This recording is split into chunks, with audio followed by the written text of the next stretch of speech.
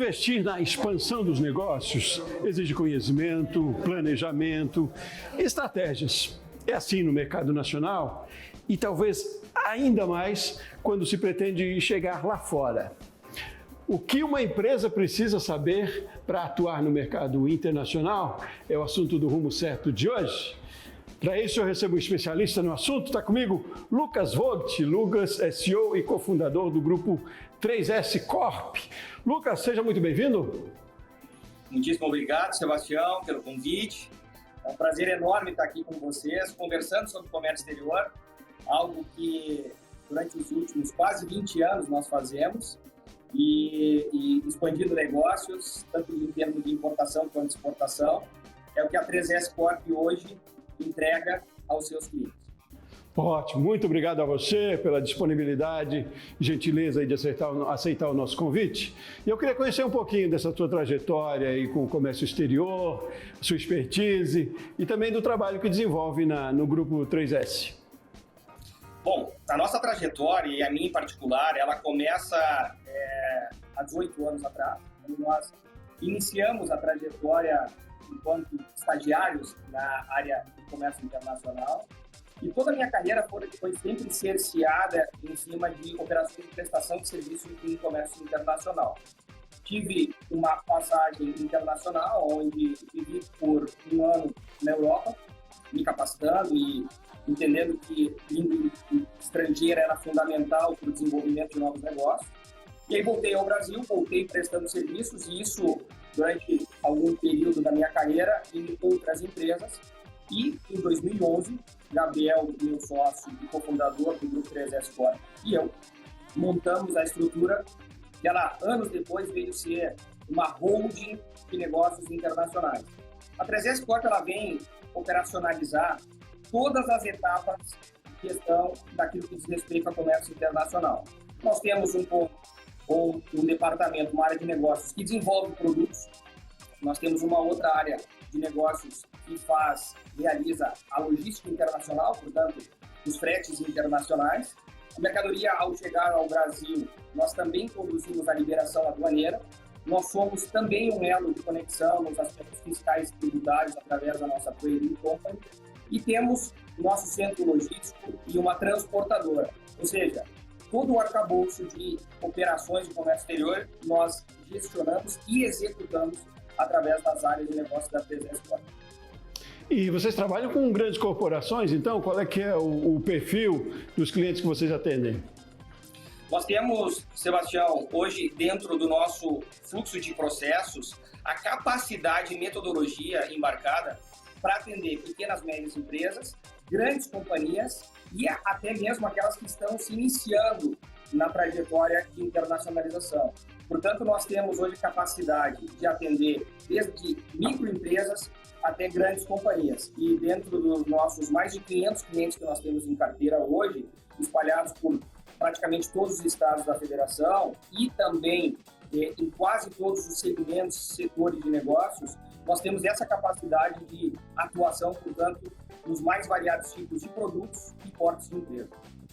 Ótimo, ótimo. E bom, então, porque a gente traz bem isso para o nosso chão de fábrica, como eu costumo dizer aqui, que é o nosso público-alvo, que são micro e pequenas empresas, né? Para a gente mostrar, além do potencial que se tem de trabalhar, de atuar no mercado internacional, da viabilidade também para isso, né? Hoje em dia talvez não seja mais tão difícil, você vai me dizer sim, desses processos para se chegar ao mercado internacional, que não é exatamente e só exportação, né? Mas é o mercado, atuar no mercado internacional como um todo, né?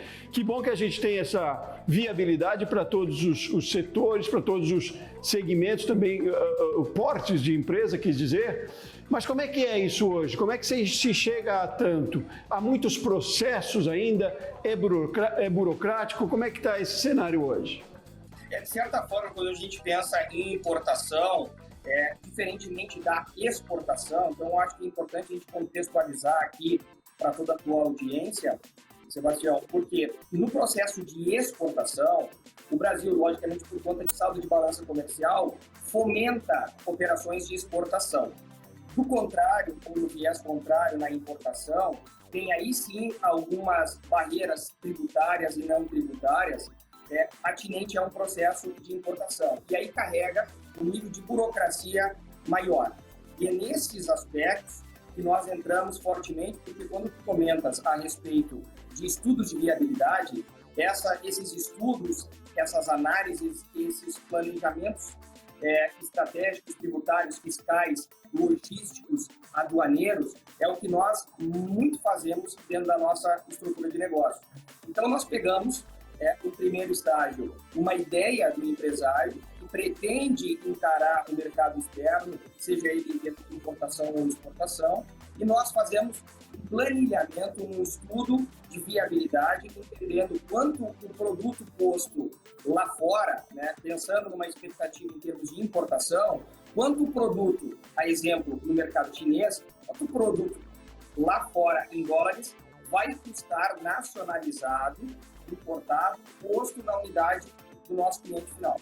Então, todo o levantamento da estratégia de logística internacional, da estratégia tributária, nós montamos e apresentamos. E aí fica fácil, porque aí se faz um encontro daquele projeto de importação vis-à-vis o mercado que ele já atua, seja comprando produtos nacionalmente. Então, esse estudo comparativo aqui na 3S4 nós fazemos. Além disso, nós elevamos esse nível de estudo comparativo em outras áreas. E aí entramos na questão de alguns incentivos / benefícios fiscais tributários que alguns estados da federação concedem às empresas importadoras. E nós temos sede em Santa Catarina e também em Rondônia, justamente por conta desses benefícios fiscais relacionados aí à questão do ICMS.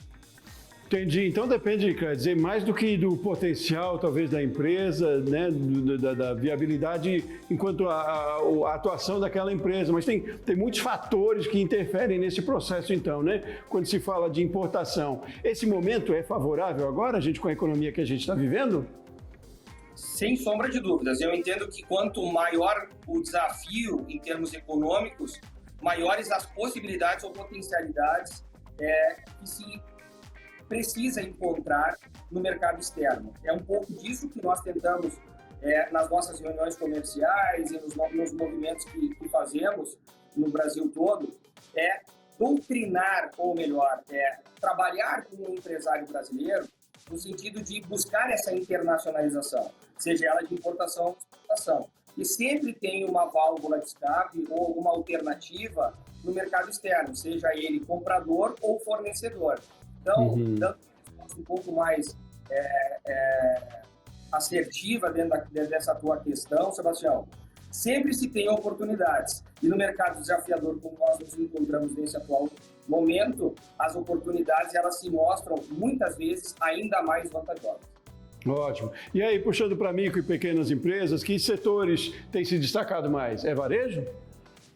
É varejo, tem muitas indústrias que têm buscado o mercado externo também, entendendo que importação de produto acabado, que ora é industrializado por determinadas indústrias, pode-se encontrar o produto acabado mais, enfim, com maior qualidade ou mais barato, ou seja, quais são os predicados que se procura no mercado externo.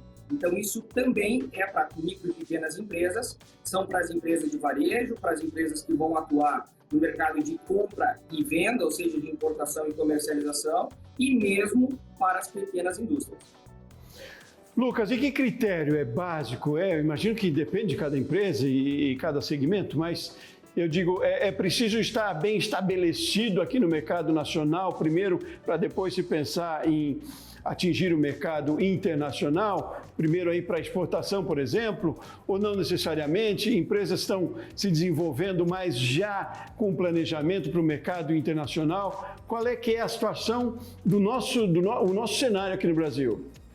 Isso sem sombra de dúvidas. Quando a gente pensa em internacionalização e aí na vertical de exportação, o mercado brasileiro precisa ter sido atendido de certa forma madura, e o produto precisa ter sido validado também no mercado nacional.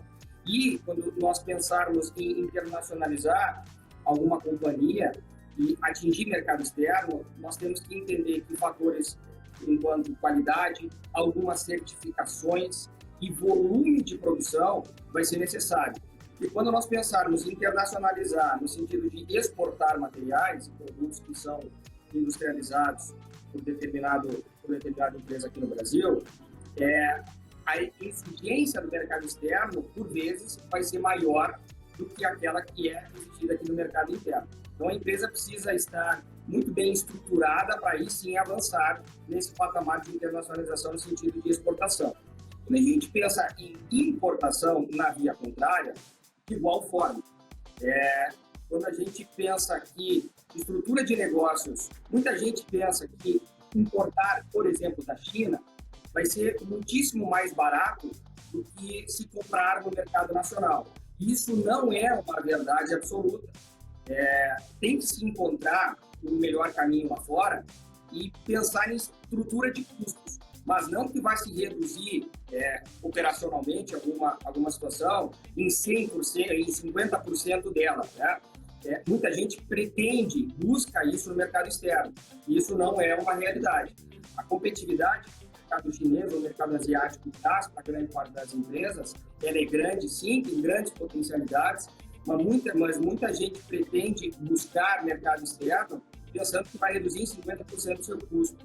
E não é uma verdade absoluta. Então, precisa ter esse equilíbrio em termos de entendimento e esse suporte todo aqui dentro da 3S nós construímos. Tanto a mentalidade de importação e exportação, quanto toda a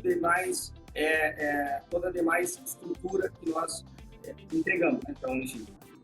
Não, muito bom. Eu queria até trazer esse assunto mesmo sobre custos. Outro dia eu vi um especialista e ele me dizia que a diferença entre expandir aqui no mercado interno e expandir para fora é o custo. Em tese, né? Claro, tem todas umas questões mais aí de burocráticas, talvez, de procedimentos, mas em tese é essa, né? Esse estudo de custo talvez seja o principal. Mas queria que a sua avaliação sobre isso, se você concorda e, enfim, qual é a sua avaliação, e também entender um pouco mais sobre os procedimentos mesmo, o que são requisitos técnicos ali para se chegar ao mercado internacional, daqui para lá, de lá para cá, enfim. Tem questões técnicas, burocráticas, que a gente precisa entender primeiro, né? Mas vamos fazer um intervalo rapidinho, Lucas? Aí na sequência a gente volta com essas duas provocações, eu diria aí, tá bom? A gente volta já já. Maravilha. Você de casa também, aguente aqui com a gente. Rumo Certo volta já já.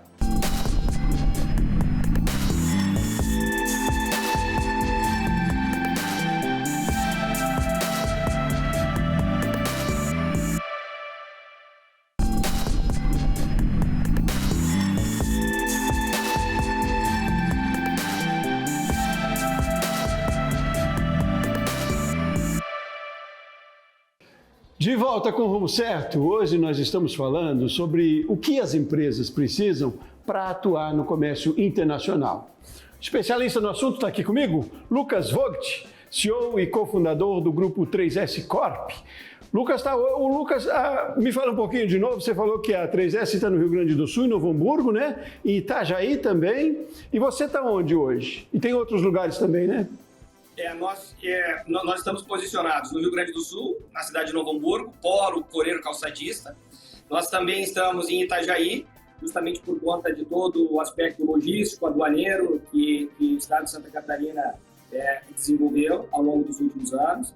Estamos em São Paulo, e eu falo contigo nesse momento também da cidade de São Paulo, onde nós temos uma posição e com um aspecto comercial.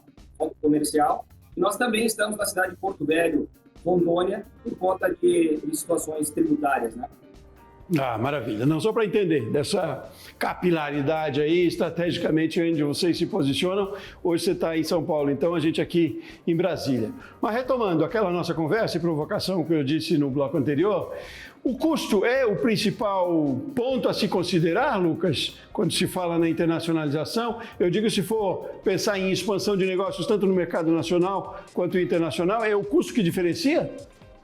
Basicamente, quando algumas empresas buscam o mercado de importação, é para justamente diminuir o seu custo. E eu sempre levo em consideração que dentro daquela fórmula de lucro é igual a receita menos custo, os nossos clientes são focados em aumentar a receita, buscar vender mais, e nós somos responsáveis por reduzir o custo das operações através das nossas verticais de negócio. Então, sim, Sebastião e audiência, o custo é um dos principais aspectos, mas não só.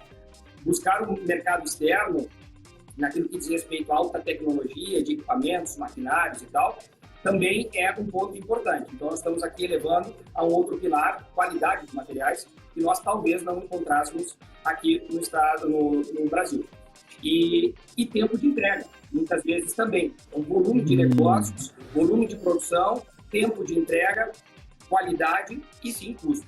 Esses são os 4 principais pilares. Normalmente, quando as empresas buscam o mercado externo, é para se diferenciar em termos de custo.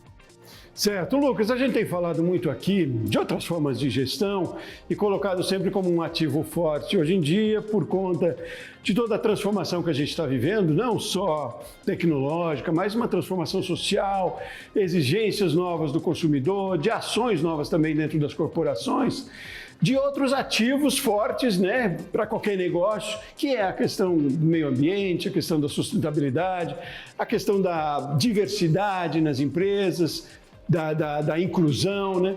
Esses ativos, eles têm um peso também forte quando se fala de produtos do Brasil, que nós, em muitos, já temos um diferencial por ser do Brasil, né? E tem uma aceitação tanto na Europa quanto nos Estados Unidos, enfim, em outros continentes também.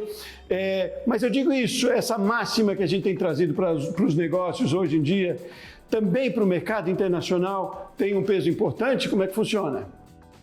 Isso sem dúvida. Nós estamos aqui em discussão justamente por conta desse primeiro elemento da matriz ESG, né? E como fazer para que nos processos de importação, na estrutura de logística internacional e naquilo que é consumido em termos de diesel, combustível, no afretamento internacional de cargas, como a gente pode fazer para que diminua o consumo e que esse valor percebido no mercado seja melhor aproveitado. Então, nós estamos aqui, nos últimos 3 ou 4 meses, discutindo fortemente ações nesse sentido, naquilo que diz respeito à matriz energética com foco no ESG. E muito no propósito das empresas também para o trabalho, né? Esse é outro ponto que a gente discute bastante aqui, né? O propósito da sua marca, ele é valor, mais do que sempre, talvez, talvez a questão financeira fosse a grande preocupação, e é sempre, claro, que precisa ser pragmático, mas o ativo propósito da marca, né, do quanto ela pretende atingir no mercado e na sociedade, viraram ativos de venda, de negócios. E imagine isso no mercado internacional. De engajamento, né? E para o mercado internacional tem um valor enorme. Então, mais que ter um produto, é ter uma identidade, né? Isso é o mais importante, talvez o muito importante também, né? Lucas, saindo dessa questão que ela é conceitual, mas ela é importante também, queria entrar bem mesmo nos pontos que são necessários. O que a empresa precisa saber, como a gente disse lá na abertura, para atuar no mercado internacional, sendo bem prático em pontos burocráticos, mas necessários aí, o que precisa? No primeiro estágio, a empresa ela precisa entender que todo mundo pode importar e exportar, mas o primeiro estágio é que se habilite essa empresa na Receita Federal e através do Siscomex, que é o conhecido por radar. Esse é o primeiro estágio. A empresa habilitada no radar vai receber um limite, um score, onde vai determinar um limite para importação e não vai ter nenhum tipo de limite para exportação. Esse é o primeiro estágio.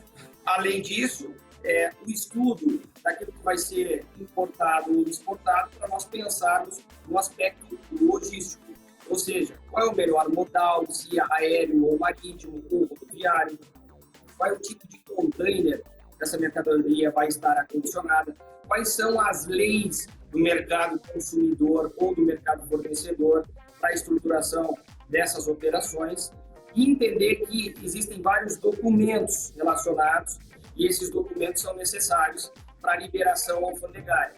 Então, essa construção todas as empresas precisam passar para que a estrutura de importação e ou exportação esteja muito sólida para que aconteçam as segundas e as terceiras operações.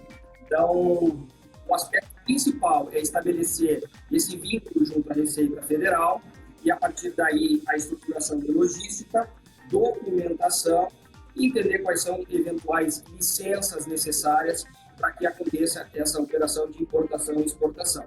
O câmbio, Sebastião, é um aspecto bastante que precisa ter um acompanhamento muito próximo e as empresas, elas habitualmente sofrem com esse acompanhamento. E aí nós aqui na 3S, nós temos diversos dashboards e um acompanhamento muito claro da variação cambial. A fonte de informação é muito importante para que a gente tome as melhores decisões na hora do fechamento de câmbio, na hora do pagamento ao fornecedor ou do recebimento do cliente, do importador, independente da modalidade, de importação e exportação, e a construção da classificação fiscal do produto. Porque aqui, principalmente naquilo que diz respeito à importação, a NCM do produto, ela define muitos aspectos. Quais são os órgãos anuentes que ficarão de responsabilidade daquela operação, quais são os tributos atinentes àquele produto, o base na NCM do produto, se estabelece vários desses elementos e se entende quais serão os tributos pagos naquela operação de importação. Outra coisa, é muito investimento para participar do mercado internacional, além de todo esse conhecimento, a preparação, buscar um profissional qualificado, mas eu posso, enquanto empreendedor, enfim, me colocar como parte desse mercado. Mais do que a iniciativa, é muito investimento, mesmo investimento financeiro? Como é que acontece isso? Hoje em dia, na internacionalização das estruturas, as rodadas de negócios lá fora, tem algumas agências de promoção, algumas associações, onde não são necessárias um alto investimento, porque se faz uma espécie de conglomerado ou consórcio de empresas para que aconteçam nas feiras internacionais a apresentação num único estande de várias empresas ou de várias marcas brasileiras lá fora. Quando a gente pensa em importação, tem sempre um valor mínimo a ser importado, dependendo do produto, dependendo do volume de negócio, para que realmente faça sentido o processo de importação. Então, não tenho aqui uma régua para identificar tal produto com um preço X, ele vale a pena ser importado, ou quando eu tenho um volume de produção X, eu tenho capacidade hoje de fazer processos de exportação. Esse é um aspecto que o profissional especialista na área de comércio internacional vai fazer a estruturação junto das empresas e vai entender qual é o movimento necessário para isso e até que ponto faz sentido comprar do exterior ou vender para o exterior. Não, mas é importante dizer que é um potencial, né? E é viável, é uma questão de organização, de planejamento, né? Tecnologia tem influência também nesse processo, até talvez para facilitar um pouco, Lucas. Como é que funciona isso? Para divulgação tem, né? Porque a gente pode ter um produto, uma empresa aqui e colocar na rede, enfim, que a gente consegue, também com trabalho de divulgação bem feito e bem profissional, chegar a outros mercados, né? Mas, enfim, no processo também de logística aí, a tecnologia tem ajudado de alguma maneira? Sem sombra de dúvidas.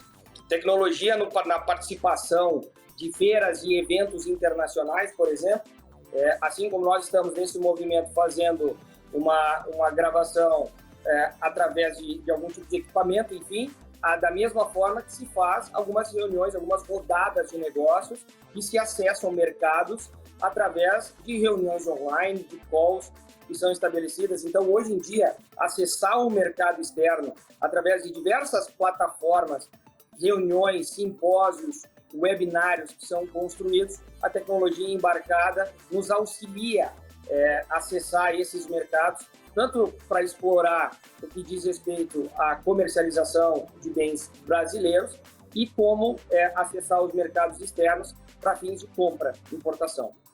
É interessante também essa colocação sua sobre participação em feiras, né? Porque feiras, mais do que fechar negócios, mas é aumentar seu conhecimento, é fazer networking também, né? É quase que um caminho aí, né? Parte do caminho, né, Lucas?